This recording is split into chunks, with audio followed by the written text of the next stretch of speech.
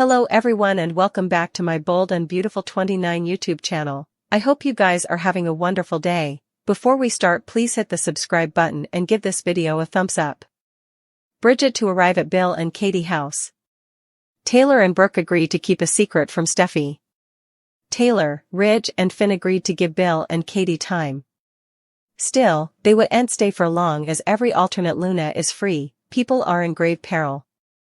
Bill lately had a phone call where he said about Luna is close to being alone far enough to get a maternity test. Luna presumably assumes Finn or Lee will perform the test. Still, she'll be in for a surprise. Katie to companion Bridget into the Spencer manse. Katie and Bill want to guarantee that they get the real results, and that they can't be tampered with by Luna. When Katie brings Bridget in and announces she'll be doing the maternity test, Luna seems a bit rattled. Luna is also averring that Will is the father of her baby. Luna needs it to be, or she'll go straight to captivity. Finn doesn't know whether to tell Steffi about Luna or not. Nothing wants to deceive or lie to Steffi, but she also can't keep going from one disaster to the coming. Finn misses his woman and children, but is concerned that they could be in peril. It's teased that Taylor and Brooke will actually come together in this situation. Despite their particular issues, the two women agree to keep the verity from Steffi for the time being. They don't plan on telling her about Luna until the girl is back behind bars. Still, also it could be months before the verity comes out, if Luna is carrying Will's child. Despite all the Luna craziness, Will and Electra see each other again. It's teased that the couple will partake a gladdening moment. Sheila doesn't always make the right opinions. She's as reformed as someone like her can be. Over the times, Sheila was always the villain. This time, could the bloodsucker come the prey? Let's talk about the possibility. Sheila got busted by Cleric. While she was going to tell him the whole verity, Cleric set up out from someone differently. It was unexpectedly Deke who advised the eatery proprietor about Luna being alive. After defying Sheila, Deacon walked out on her. While he assured the waitress that Deacon would come back, this could mean the end of the marriage. Taylor clearly isn't any addict of Sheila's, and no way has been. After learning the verity, Cleric sought out Taylor. While Taylor did agree to counsel him, she also knows that it's dicey home. Taylor really be unprejudiced enough to counsel Cleric about his marriage to Sheila. Cleric and Taylor participated a moment during Remedy. There was a connection when they were in this same dynamic many times agone. Nothing ever came from it. Taylor and Deacon could snappily fall into a love. Still, it could be too soon after Taylor and Deacon's dolor with Ridge and Sheila. Cleric finds himself drawn back to Sheila again? Taylor has substantially been a good character. So, it might be time for her to get deceptive and dirty to make her more intriguing. She refuses to let Deacon go? Taylor, a reputed psychiatrist, goes off the rails and starts spooking Sheila? For one thing, nothing would really believe Sheila because of her history. It would also be hard to picture Taylor being so cruel. Sheila could face a wall of mistrustfulness from others, especially if Taylor works hard to keep her cover while people are around. The other factor is that some might say it's air for Sheila. After all, she did a lot of detriment to a lot of people in Los Angeles. While she's reformed, has she really paid for those sins? Electra confides in Ivy. Ridge agrees to give Bill and Katie time.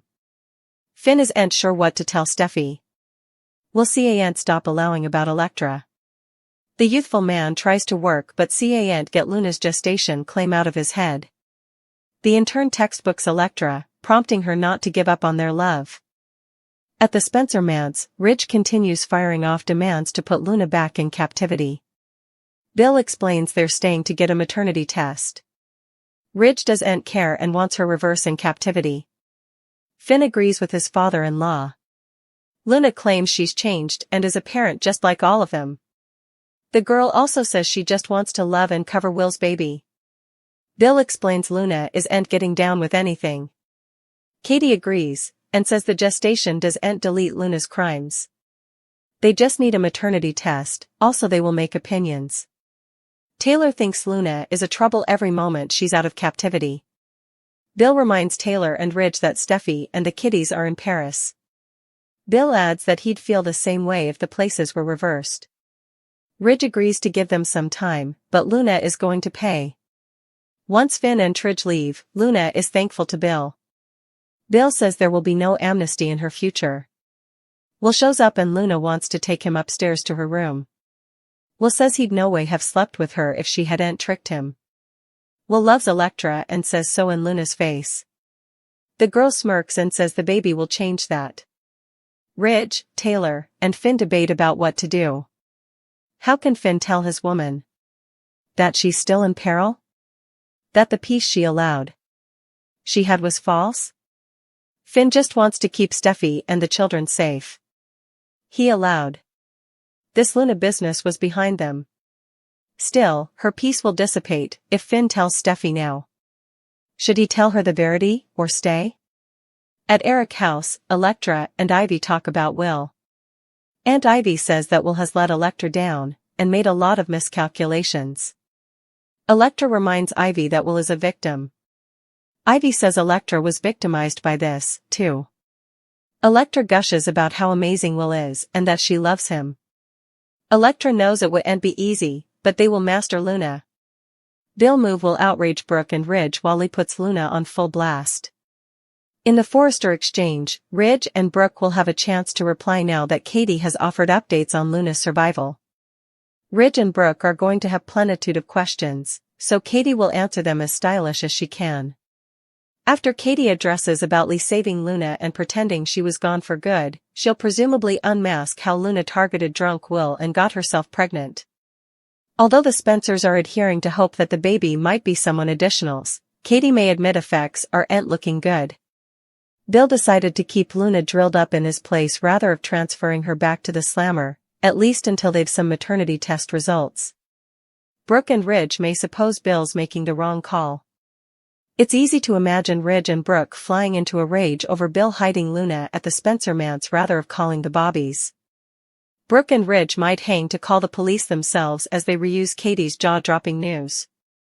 Ridge and Brooke will surely know that Steffi needs to hear about Luna's survival sooner rather than latterly. As for Lee, it looks like she'll make her way to the Spencer estate and put Luna on full blast. Luna and Lee have further conflict coming up since Lee will feel like she risked everything for her granddaughter and bastard, only to watch Luna throw it all down. Will and Electra grump over their awful circumstances. Electra and Will are going to wallow in heartache, but further desolation may be brewing if the forthcoming maternity test tails Luna up. Luna will remain convinced that she can have a joyful family with Will and their baby, but he'll continue to cloud over her ruining his life. Carter ended his engagement to Hope and ran to Daphne at open mic night. Daphne was surprised over how crowded the place was and learned from the bartender that Deacon was bringing open mic night back. After Daphne texted Carter an assignation, she ultimately took the stage to sing a song. Hope pumped the thickets on Carter's idea to marry right down and suggested they demanded further time to plan. After Liam texted a snap of himself with Beth in their daddy-son cotillion vesture, Hope started intimating about Beth wanting her to be there. It sluggishly actualized on Carter that Hope should be with her family in further ways than one. Carter realized Hope should go make recollections and give Beth her parents' reunion since that's what was in Hope's heart, too. Once Carter cried and removed Hope's engagement ring, he told her farewell and set up himself at Il Giardino soon after. Carter was visibly distraught over his split from Hope, but he snappily came intrigued over Daphne's open mic night performance. After Daphne joined Carter at his table, he told her that she was right about everything and called himself a clunker in love. Daphne put her hand on Carter's and responded with an "Are you?" Brooke was thankful to Ridge for reinstating Hope's fashion line and admitted her son was feeling pulled back toward Liam. That news annoyed Ridge before Katie showed up with shocking updates on Luna being alive. Liam and Beth demurred off their cotillion at evening as Beth held out stopgap that her mama would make it. Hope indeed did and joined Liam in dancing with Beth in the living room. Liam ultimately noticed Hope's engagement ring was gone, so he looked both relieved and pleased to still have a chance with her. Hope and Liam can figure out their future now that her relationship with Carter is over.